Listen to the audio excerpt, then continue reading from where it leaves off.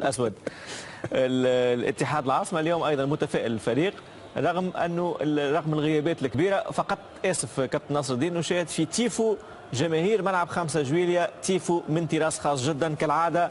دائما تمتعنا وتتحفنا الجماهير الجزائرية في مثل هذا النوع من المباريات بصور رائعة جدا تأتينا من ملعب 5 جويلية بالجزائر، تقريبا من افضل الدخلات باللغه المغاربيه او التيفو بالنسبه للجزائر. نشاهد صور رائعه جدا من ملعب 5 جويلية من الجزائر. نتمنى ان تكون المباراه في مستوى ما تقوم به الجماهير الجزائريه في هذه المباراه. ونرجع لك كابتن ناصر الدين. التيفو الاساسي مازال ما اي مازال التيفو، قال لك مازال التيفو الاساسي، معناها نبقاو نديم. في التيفو بعدين قال لك تيفو بالحار. كابتن جمال عارف كود بيناتهم. قلت مهمه جدا اكثر لاتحاد العاصمه اكثر من مولوديه العاصمه. ليه؟ جوائز كبيره. شوف شحال شباب تيفو تاع المولوديه. هذا تيفو المولوديه، هذا جانب المولوديه من الجانب الاخر. سوبريماسي يعني رانا وكاين اخرين بالك كاين حاجات اخرين. امامنا صور خاصه بتيفو الشناوه. لا سوبريماسي. كما نتابع هنا تيفو خاص جدا بجماهير مولودية الجزائر. ونرجع ناخذ التوقع. وفيها صبغه شويه سياسيه حقيقه. المهم هو في وطن البهجه والاجواء اللي تعودناها دائما. اي شوف انا نتمنى يكونوا اهداف في هذه المقابله، وفي الشوط الاول نتمنى يكون هدف ولا زوج. اعطيني توقعك.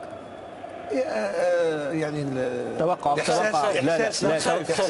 توقعك وليس تمنيك. هذا خوف. احساسي نضرب لي 1-0 لمولودية الجزائر. لانه اول شيء كان في تغيير في المدرب.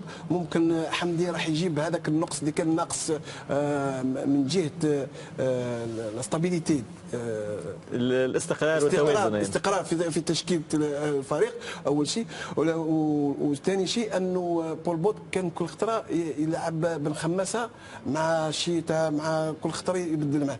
وحنا نعرفوا انه اتحاد العاصمه والوسط الميدان تاعها هو الاساس في الفريق.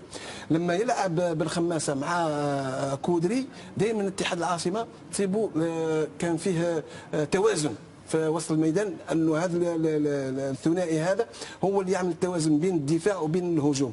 لذا انه نظن انه اليوم لو يكون فيه وحمدي انا نظن راح يدير هذا الشيء هذا، انه بن خماسه وكودري هما راح يكونوا الاساسيين في الفريق، وثاني حمدي راح يجيب الشيء اللي كان مخصوص في هذه الاسابيع الاخيره، هو الجانب النفساني للفريق. ممكن راح يغير فيها اشياء كثيره. واضح. قبل انطلاق المباراة السيناريو المتوقع، السيناريو المنتظر كابتن جمال حسب رايك؟ انا نقول المقابله يعني صعبه للفريقين ومفتوحه لكل التوقعات. يعني حقيقه اليوم ما طلبش مني هيكل. نعطيك توقع الشوط الاول. مع الاسف لازم لان الفريق اليوم في